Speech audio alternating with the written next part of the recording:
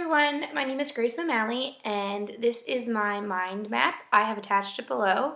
To start off, in the light blue, I put the years of 1990 to 1930s, and on my mind map I highlighted three different important things that happened in these eras. So between the 1900s and 1930s, I decided to focus on the New England Primer and the McGuffey Reader. And the next box says oral and silent reading, which was discussed throughout the years. And then the third box is about Edward Thorndike. Then going into a darker blue, the circle represents the years 1930s to the 1940s. And the three things that I highlighted was the Basil Readers and Dick and Jane, as well as Louise Rosenblatt and the influence of technology. Then I went into a light purple, which highlights the years of 1950s to 1980s, and the three topics that I will be discussing is about the turning point and how it was a major change in education and reading instruction, as well as different reading strategies such as the SQ3R, word identification skills, monitoring comprehension, and child-centered learning. And the third box is about Kenneth Goodman and Chaw. Then we head down to the last circle, which represents the 1990s to present day. In those three boxes, I am focusing on oral reading and silent reading again because it was highlighted, and the 1999 legislation, as well as the balanced approach between phonics and whole language learning. In the center of my mind map, I decided to put a schoolhouse because I feel as if school, created all of this, and all the people who created all these ideas also went to school, so it's kind of where it all started. So I think it's important to represent the schoolhouse as the center because that is why we are here talking about all of these things and where these things were created. So I'm first going to start off by talking about the New England Primer and the McGuffey Reader. So the New England Primer and the McGuffey Reader, they were the best known books in American education, and the McGuffey Reader was the most popular, and it sold about 120 million copies, which I found super interesting, which is right about where the Bible and the Webster's Dictionary is. Then the next box that I'm going to talk about is oral and silent reading, which there were some men who came up with some ideas about oral and silent reading. There was Charles Hubbard and Judd, which they had differences. Charles Hubbard believed silent reading was better, and William Gray agreed with him. Francis Parker thought that oral reading helped with thought and it helped with expression. The next box I'm going to focus on is Edward Thorndike, and Edward Thorndike, he wrote the Teacher's Word Book. He says that reading is very elaborate and there's many elements to reading instruction. It's just about kind of putting it together in the right relationships. Then I'm going to move on to the 1930s and 1940s, where I'm going to focus first on the Basil Readers. The Basil Readers were a series of books designed to teach students to read, which they had the book series, the activity books, and the lessons. In school, I do use something called Reading A to Z. I teach special education, autism. So it's very helpful that we do have a program that's kind of predictable. However, I do come up with my own lessons. We use the text. I do use some of the worksheets. However, I kind of come up with my own approach depending on which child I am teaching. There's more flexibility and creativity, unlike the Basil Readers when you were following the script word for word.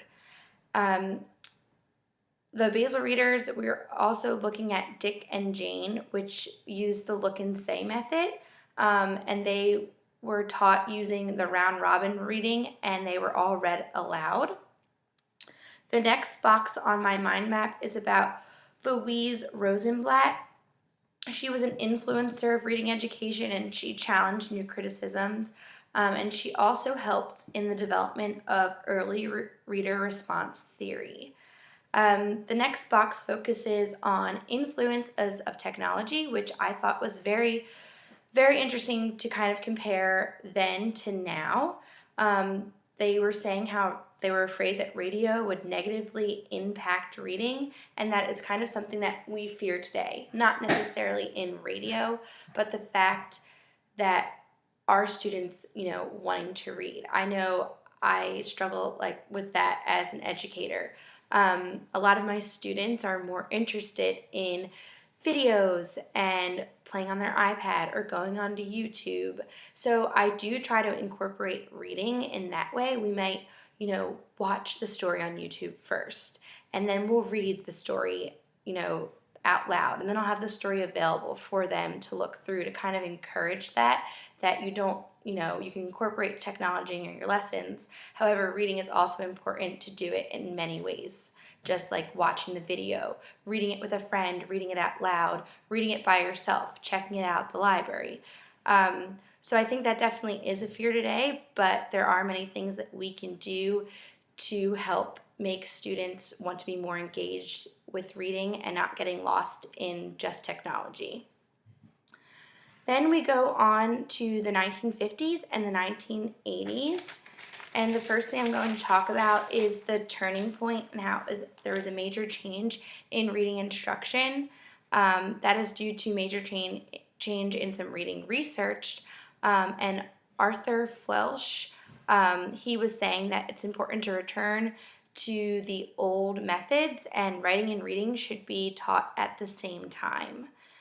Then we move on to different instructional strategies, some that we still use today. We have the SQ3R, which incorporated more writing and the importance of writing and learning, reading, and writing simultaneously. SQ3R stands for Survey, Question, Read, Recite, and Review. And also during this time period, there were different directed reading activities that were used before, during, and after reading, which is something that I use in my instruction today. Maybe introducing what we're going to be doing before we do it. And then during, I might ask questions or do different check-ins. And after reading, we typically have an activity that has to do with thinking a little more critically about what we read. And then the next box is about Ken Goodman and Jean Chall. Ken Goodwin came up with two different methods called miscue system and cueing systems. The miscue systems focused on errors readers make while reading as a window into comprehension, and the cueing systems was a three-part system. There was graphophonic, syntactic, and semantic.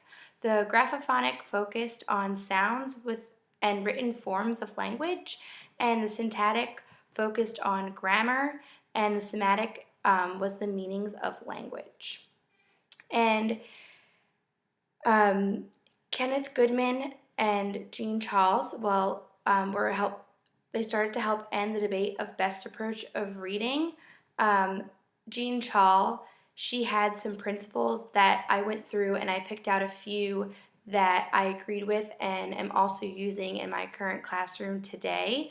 Some of her principles were instructing in small groups. I work in a classroom of 7. I teach autism, as I said before. Everyone in my room is on grade level. However, due to behaviors, I need to teach in small groups. So typically, if some of my students are on the same level, I meet with them on my own because I do have teacher assistants who work with them on reading activities as well. So I'll meet with them, and then I tend to, at max, have 2 students working together in small groups. Another one of her principles was that words in early text should be repeated often to ensure mastery. I work in a program that is based off applied behavior analysis. So our program, we have to focus on 80% knowns and 20% new targets. So that's new materials. So every day, my students are reviewing old materials to help ensure that they are remembering and that they feel comfortable utilizing and retaining this information. Then the last circle is the 1990s to present day. So the first box that I'm going to talk about is the oral reading and silent reading. They talked about how the reading wars came to an end and there was a balanced approach between phonics and whole language, how it was both equally important. Now, what they kind of found in the 1990s and present day is that there are differences in oral reading and silent reading.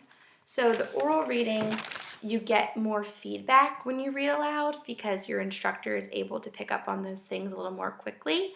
And silent reading, you just get a little bit of less feedback.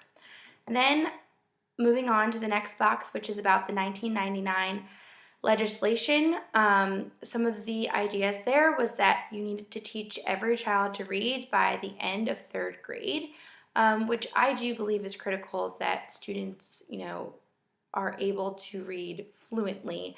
Now, of course, I do have some students who are above third grade and greatly struggle in reading.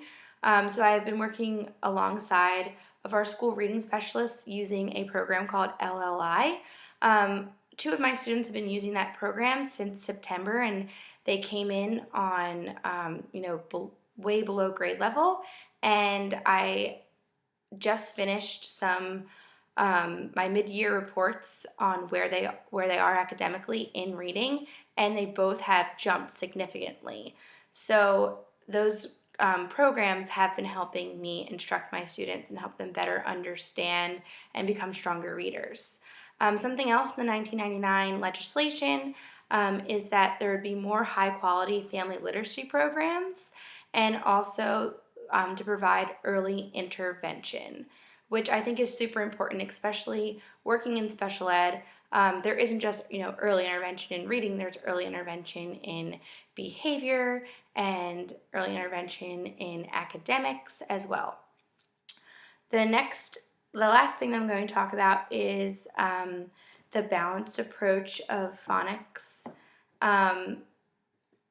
and how that was important, how they can go side and side, and it's better to teach them together because they are equally important. And then also during this time period, vocabulary was said to be important for reading comprehension, and it should be taught both directly and indirectly, and there's many combinations of methods to teach vocabulary. The last thing that I did is I researched the International Reading Association, which was created in 1956. It was created to enhance literacy instruction. They are still around today, and they've published over 900 books on issues in literacy education, as well as they have developed and managed many global literacy projects. I was on their website and super impressed with all that they do, and there's different ways to get involved that I am kind of looking more into to help my reading instruction as well as help others reading instruction outside my classroom. The last thing that I wanted to talk about on my mind map is I drew arrows that connected to each other, which are in black. So the arrows go from the 1900s to 1930s. The New England Primer McGuffey Reader, I connected that to the 1930s and 1940s Basel readers in Dick and Jane. Another arrow that I connected was oral reading and silent reading. They both were talked about in the 1990s to present day, as well as the 1900s to the 1930s. And the last arrow that I drew that I kind of made a connection was from the balanced approach of phonics and whole language in the 1990s to the present, and I connected that to the time period of the 1950s to the 1980s, and I connected that to the different reading instruction methods. I hope you enjoyed, and thank you for watching my video about my mind map. Please see the link below.